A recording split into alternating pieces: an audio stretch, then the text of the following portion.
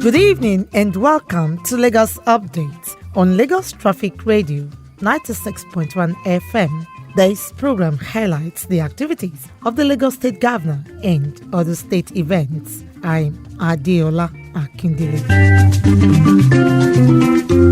In the highlights of the program today, Governor Sanwo-Olu tasks Corp members on transparency in electoral engagements as Lagos ranked most NYSC friendly state. This and more after this time out.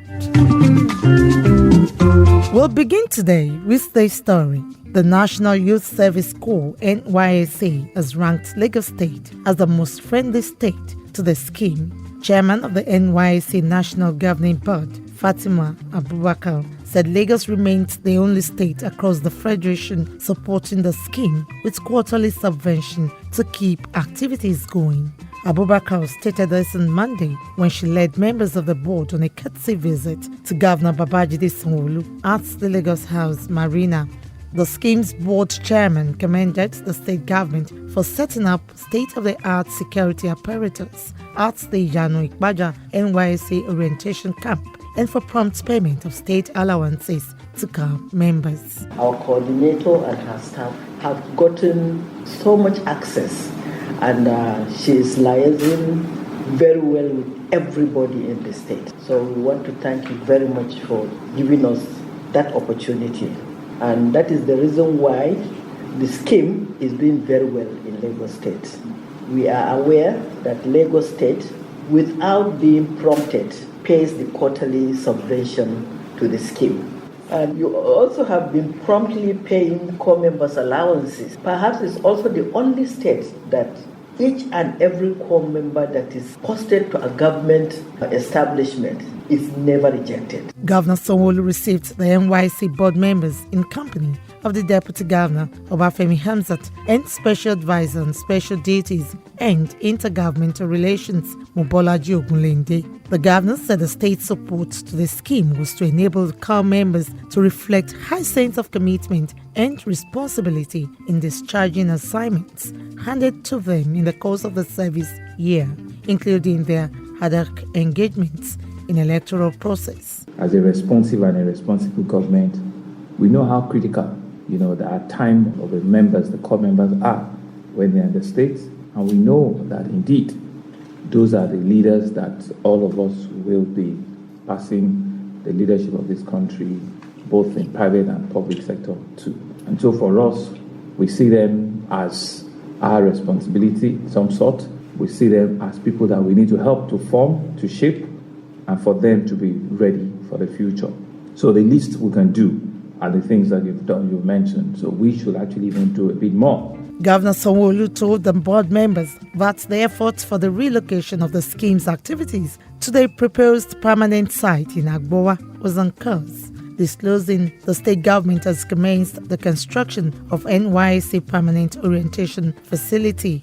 Governor Sanwo-Olu acceded to the board's request of additional ambulance for Lagos NYSC Orientation Camp in Yano Ikpaja for quick response to medical emergency.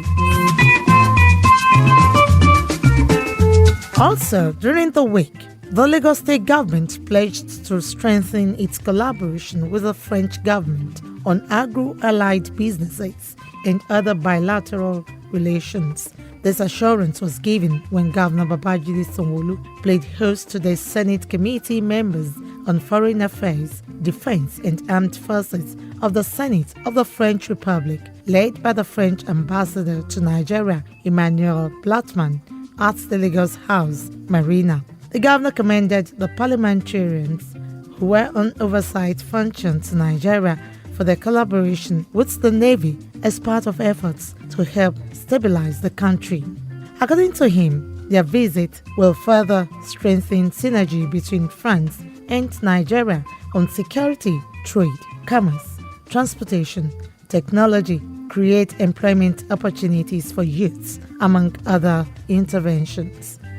Governor Sanwo-Olu also assured the parliamentarians who raised concerns about the 2023 general elections in Nigeria that it will hold peacefully. First is to thank you on the security And the things the ambassador said, your visit to the Navy in our country and all of those collaboration to help stabilize our country. Thank you very much. And to say that indeed, irrespective of whatever they say, some part of the country are extremely very safe. We know where the issues of security are in the country, and they're doing their best to resolve it.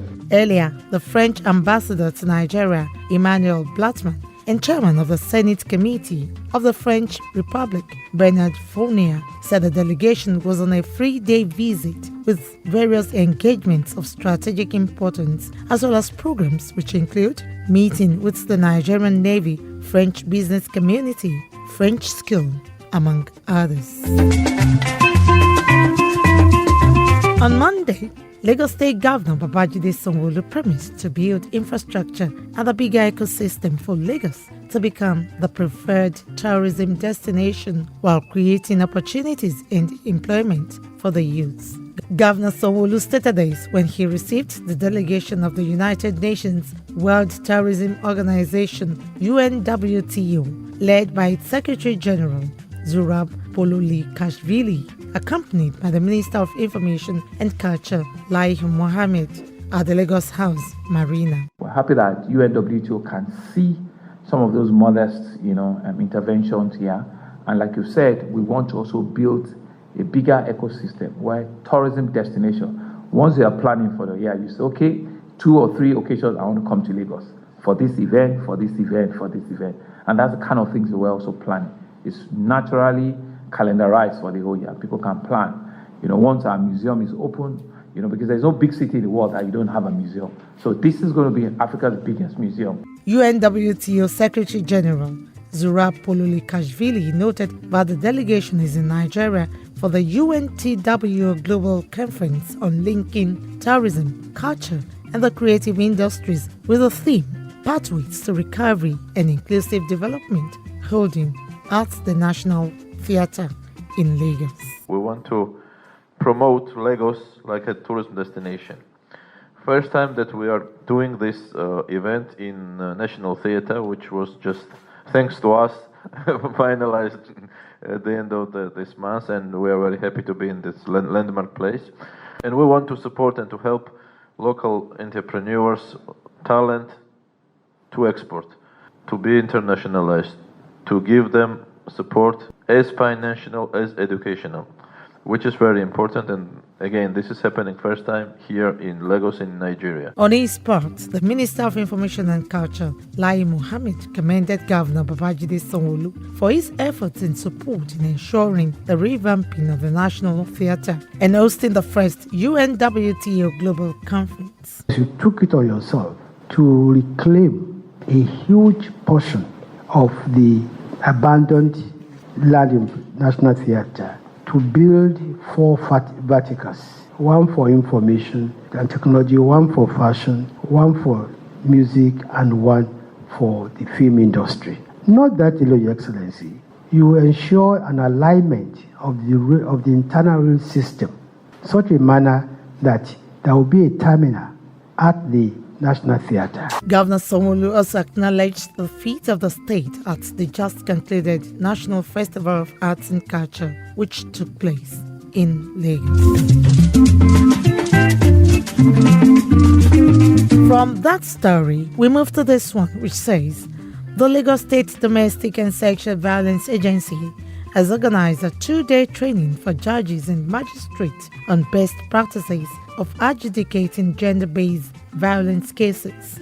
Chief Justice of the State, Kazim Maluba, who stated that the training is a multi-sectoral collaboration, requested for the training of police officers on rudiments of domestic violence, called for government support on forensic investigation and empowerment for survivors. Knowledge is for sharing, as we are told, and that's the factual thing. So judges will naturally have areas where they will be able to pass information based on their experience. Likewise, other participants will have areas where they will be useful in passing their experience.